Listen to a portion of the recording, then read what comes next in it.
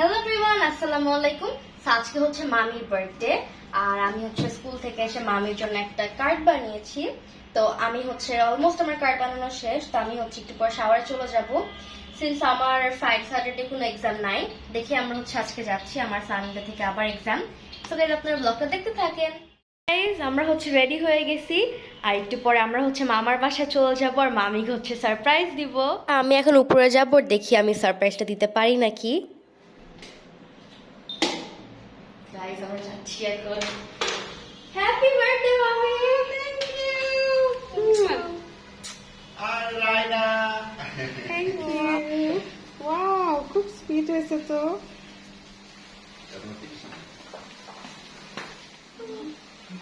খুব সুন্দর হয়েছে বাবা।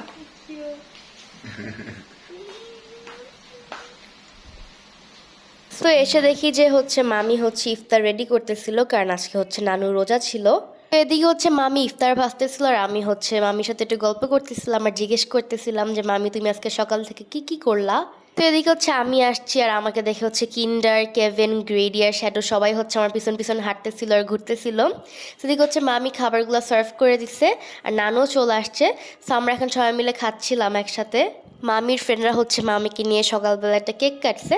সো মামি হচ্ছে এই কেকটা আমাদেরকে খেতে দিল। সো আমরা এখন মজা করে খাবো। সো গাইজ, আল্লাহ হাফেজ এন্ড থ্যাঙ্কস ফর ওয়াচিং।